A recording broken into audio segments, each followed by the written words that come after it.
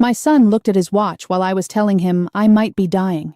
Not at me, at his watch. Then he said, "We can't keep our lives on hold for this," and walked out of my kitchen with his brother and sister trailing behind him like they'd rehearsed the exit in the car. 19 minutes later, my phone rang. It was my oncologist. And what she told me made me slide down against my own refrigerator and laugh so hard I scared my dog. Not because it was funny. Because in 19 minutes, I had learned two things at once: how much time I actually had left, and exactly what my children thought I was worth. My name is Margaret Holloway. Everyone calls me Maggie. I'm 61 years old, and 5 days before that phone call, I would have told you I raised 3 decent human beings. I was wrong about almost everything that week. I was not wrong about that call. Let me take you back to where this actually started, because I don't think you'll believe the ending unless you understand the whole shape of it first. I live outside Charleston, South Carolina, in a farmhouse my husband Everett and I bought 33 years ago with a loan we could barely afford and a roof that leaked for the first 2 winters. Everett died 5 years ago, sitting in his recliner watching a ball game, gone before the paramedics even turned onto our road. I raised our 3 kids mostly by myself after that, though raised isn't quite the right word anymore by the time he passed. They were grown. They had jobs and apartments, and reasons visits turned into calls, and calls turned into a text on my birthday with a cake emoji. Beckett is my oldest, 37, a commercial property developer who talks about square footage the way other people talk about their children. He drives something German and expensive, and he has never once, in his adult life, offered to split a restaurant bill without doing math on his phone first. He's not cruel exactly. He's just never once wondered if the world owed him anything, because he's never doubted that it did. Priscilla is my middle child. She goes by Wren now, has since college, some rebrand she never fully explained to me. 34, runs a boutique event planning company, and could sell you your own furniture back and make you feel grateful for the privilege. She has her father's laugh and my mother's talent for turning ambition into something that sounds, if you squint, like virtue. Julian is the baby, 30, works in insurance underwriting, quiet since the day he was born. As a kid, he used to line his shoes up by the door in a perfect row before bed. As a man, he still can't stand disorder of any kind, except, I would learn, the disorder of his own conscience, which he seemed to manage just fine. And then there's Ivy, Wren's daughter, 16, the only person under 40 in this family who calls me because she wants to hear my voice, not because she needs a signature on something. Ivy is the reason I kept believing, longer than I should have, that there was still something worth saving in the rest of them. Everett and I built this life the slow way. He sold farm equipment. I taught middle school math for 26 years. We never had extra, but what we had, we handed over without keeping score. Braces for Wren, a used pickup for Beckett's 16th birthday that he complained didn't have the trim package he wanted, a summer of tutoring for Julian when letters made more sense to him than numbers ever would. I used to think love like that, the plain, unglamorous, everyday kind, was the kind that took root. I know now that raising children is mostly just hope wearing an apron. You plant the same thing every single day for 2 decades, and then you spend the rest of your life finding out what actually came up. 5 days before everything came apart, I sat across from Dr. Naomi Reyes at the cancer center and watched her turn her monitor toward me so I wouldn't have to imagine what she was describing. "The mass has grown since your last scan," she said. "I don't want to give you false comfort, Maggie. This looks advanced. I'd rather you hear that plainly from me than piece it together on your own later." She didn't put a number on it. She talked about staging and treatment paths and second opinions, but I spent 26 years grading essays and reading between the lines students hoped I'd miss, and I know exactly what it sounds like when someone is trying to cushion something sharp. I drove home with the windows down, even though it was November, because I needed cold air on my face to prove to myself I was still a person having a normal Tuesday. I sat in my driveway for almost 15 minutes before I trusted my legs to carry me inside. That night, before I called my kids, I called Delphine Ashworth, who has lived 2 houses down since before Ivy was born. Delphine buried a husband of her own, and somewhere in the years since, we built the kind of friendship that doesn't need translation. "Don't call them tonight," she told me. "Let this be yours for 1 more day before it belongs to the whole family." I didn't listen. Some part of me wanted my children to carry this weight the second I did. the way I'd carried every scraped knee and broken heart of theirs for 3 decades without asking them to wait in line for it. So I called all 3 that same evening. Beckett picked up on the first ring. "Mom, I'll be there by morning. Love you. Don't stress about anything." Wren's voice cracked before she even finished her sentence. "I'm getting in the car right now. I love you so much." Julian was quieter, but no slower. "Booking a flight tonight. Love you, Mom." 3 answers, nearly identical, delivered like lines from the same script. At the time, I told myself that's simply what family sounds like when everyone's used the same 3 words their whole lives. I should have noticed how fast all 3 of them reached for, "I love you," and how long it took any of them to ask what I actually needed. Beckett arrived first, stepping out of his car in a blazer, like he'd come from closing a deal rather than checking on his sick mother. He hugged me hard at the door, but I felt his eyes travel over my shoulder, down the hallway, toward the hutch in the dining room that had belonged to his grandmother. "How bad, really?" he asked, dropping into his father's old chair at the kitchen table. "Bad," I said. "They're saying advanced." He nodded the way you nod when you're doing arithmetic behind your eyes and trying not to let it show on your face. Wren showed up that afternoon with grocery bags stuffed with bone broth and turmeric capsules from some downtown wellness shop, narrating the healing properties of each ingredient like she was hosting a segment on morning television. "You're going to fight this, Mom," she said, never once looking up from the cutting board. "We're handling everything." Julian came that evening and held on to our hug a beat too long, the way he used to after a nightmare when he was 7. "Whatever you need," he murmured into my shoulder. "I mean it." For 5 days, my house was loud again the way it hadn't been in years. Beckett made coffee every morning, black with 1 sugar, a detail he hadn't remembered about me since high school. Wren cooked meals I barely touched. Julian kept refilling my water glass before I ever noticed it was low. They called me Mom in these soft, careful voices, and for stretches of an hour at a time, I let myself believe grief had finally taught them something. But real kindness doesn't need that much staging. Real kindness shows up clumsy and inconvenient. It burns the toast because it's too busy actually worrying about you to watch the toaster. What I was watching felt like a performance with blocking only the 3 of them could see. By the 3rd night, I noticed things that turned my stomach quietly, privately, things I didn't say out loud to any of them. Beckett's eyes kept drifting to the file cabinet where Everett had kept our important papers.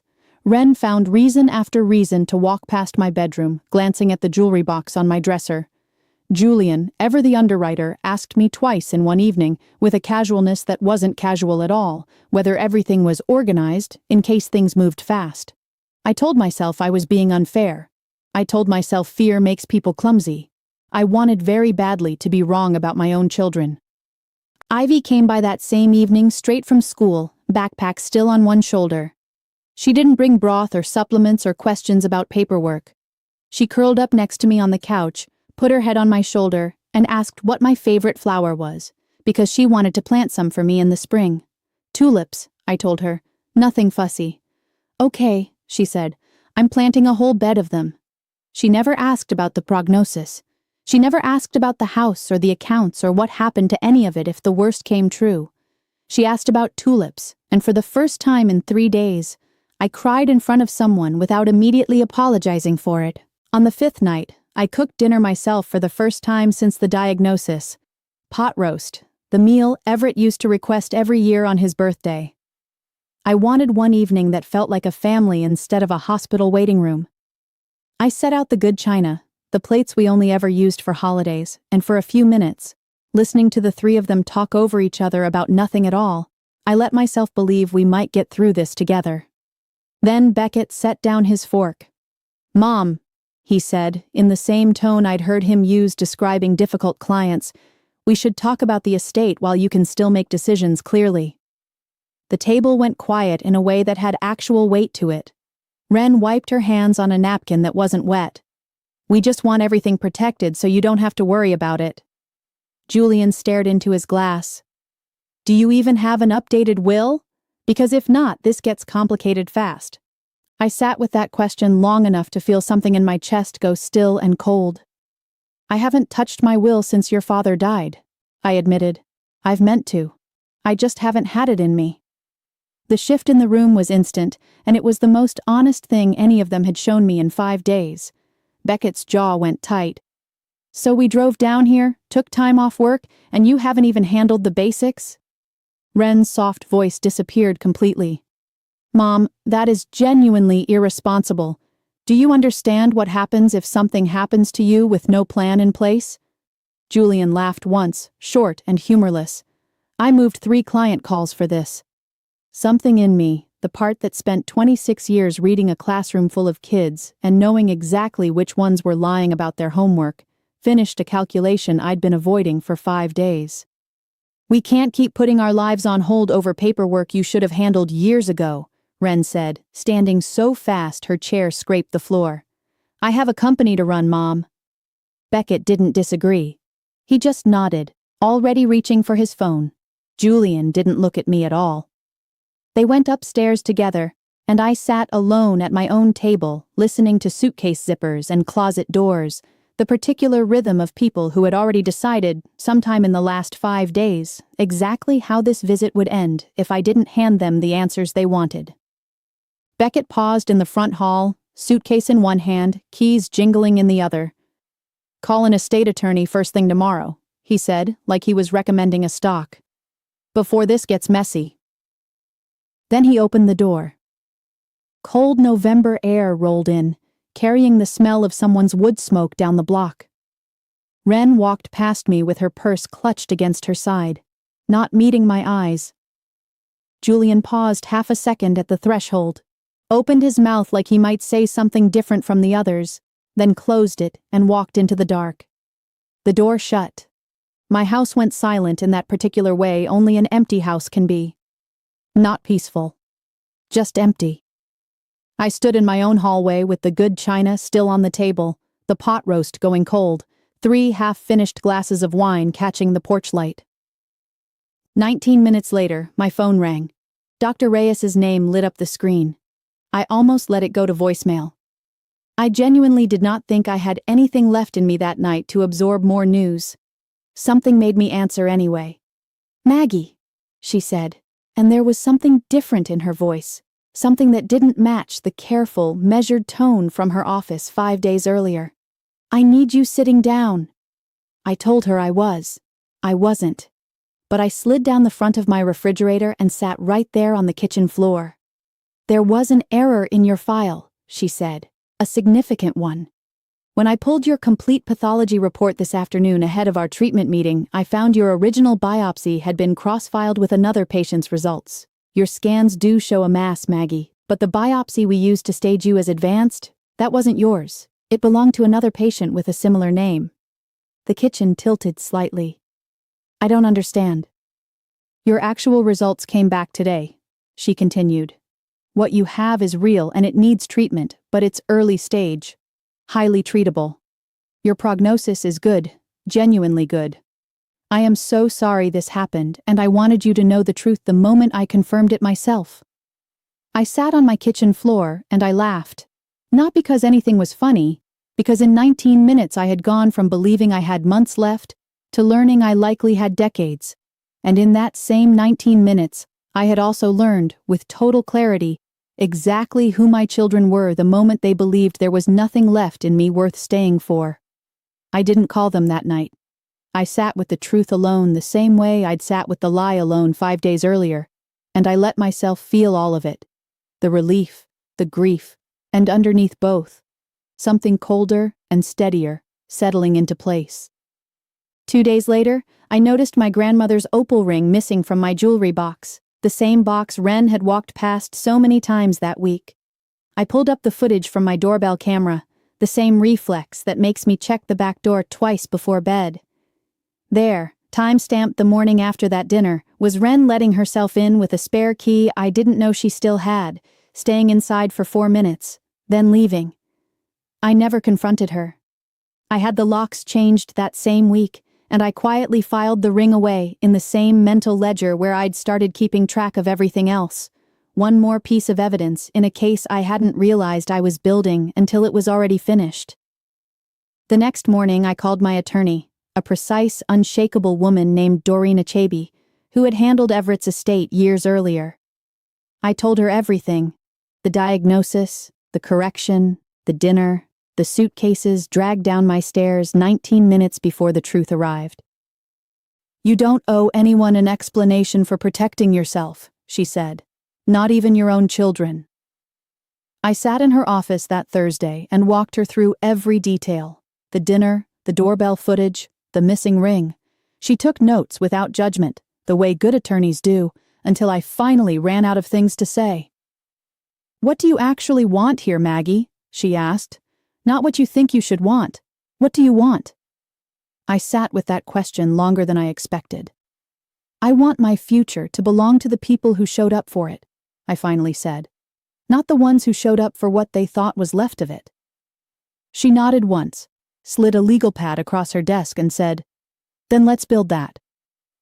That same week, I told Delphine everything over coffee on her back porch: the misdiagnosis, the dinner table, the 19 minutes that had cracked something open in me I doubted would ever fully close. "Are you angry?" she asked. "Not the way I expected to be," I said. "I thought I'd feel rage. Instead, I just feel clear, like I finally cleaned a window I didn't know was dirty."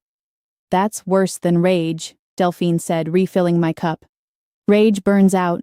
Clarity just sits there, quiet, and rearranges everything around it." She was right. In the following weeks, with treatment scheduled and my prognosis genuinely good, I did something I'd been putting off since Everett died. My first infusion fell on a gray, damp Tuesday. I expected to go alone. Instead, Ivy skipped her morning classes, sat beside me in the recliner for 4 hours, and read to me from a battered paperback she'd brought from home, stopping every few pages to ask if I needed water, a blanket, the television turned down. "You don't have to do this every time," I told her around hour 2. "I know," she said, not looking up from the page. "I want to." 2 words, no performance attached, no one watching to make sure they landed. I want to. Not because she needed anything from me, because she actually wanted to be there. That sentence stayed with me longer than almost anything else that year. Beckett texted twice during treatment. Brief check-ins, the kind you'd send a coworker recovering from minor surgery. Ren sent a gift basket from an online wellness company, the card signed with a printed signature instead of her own handwriting. Julian called once, for 4 minutes, mostly to ask whether my insurance was processing the claims efficiently. I noticed all of it. I didn't write any of it down in anger. I noticed it the way you notice which way the wind is blowing. I finally wrote a real will. Not the outdated, vague document I'd been avoiding out of grief, but a clear, deliberate plan. The farmhouse goes to Ivy when she turns 25, held in trust until then. My retirement accounts fund a scholarship in Everett's name for first-generation students at the county college, the kind of opportunity neither of us ever had. A modest, fixed sum goes to each of my 3 children, enough to acknowledge they're still mine, not enough to reward what I watched happen at my own dinner table. I didn't do it out of spite. Spite burns hot and fades fast, and this decision came from somewhere colder and steadier than that. I did it because actions have a shape, and the shape of what my children did in the 19 minutes before they could have known the truth was about to change told me everything I needed to know about what they actually valued. Ivy found out months later, not from me, but from Ren, who apparently discovered the documents while going through my files during one of her increasingly rare visits. Ivy called me that night, crying, not because of what she'd inherited, but because she finally understood what happened at that dinner table. "They really said that?" she asked. "They really left like that?" "They did," I told her. "I'm so sorry, Grandma." "You have nothing to be sorry for," I said. "You're the only one who never asked me for anything except my time." Beckett found out at Christmas, the first holiday gathering since the diagnosis, when I finally told all 3 of them the truth. Not just about the will, but about the misdiagnosis, about the 19 minutes between their leaving and the phone call that changed everything. The silence in my dining room was unlike anything I'd experienced in 61 years of family dinners. "You're punishing us for a mistake we made when we thought you were dying," Beckett said, his voice tight with something between anger and disbelief. "No," I said. "I'm not punishing anyone. I'm choosing to build my future around the people who showed up without needing a financial reason to stay." You showed me exactly who you were when you believed there was nothing left to gain. I believed you." Ren's eyes filled, but I noticed her tears only arrived after I mentioned the will, not when I described the dinner table, not when I described 19 minutes alone on my kitchen floor wondering how much time I had left. Julian, quiet as always, finally spoke. "We were scared. We didn't know what to do with that kind of fear." "Fear doesn't ask about paperwork before it asks if I'm in pain," I said. "Fear doesn't bring up an estate attorney before it asks how I'm feeling. What happened at my dinner table wasn't fear, Julian, it was math. And I'm very good at recognizing math, even dressed up as love." None of them had an answer for that. Ren tried once more, her voice lower now, almost pleading. "Mom, can we talk about this without lawyers and trusts? Just talk like a family." "We are talking like a family," I said. "This is what it looks like when a mother finally tells her children the truth instead of managing their feelings for them. I did that for 30 years. I'm done." Beckett pushed his chair back, the same way he had the night everything first cracked open. "So that's it? One bad dinner, and it's over?" "It wasn't one dinner," I said.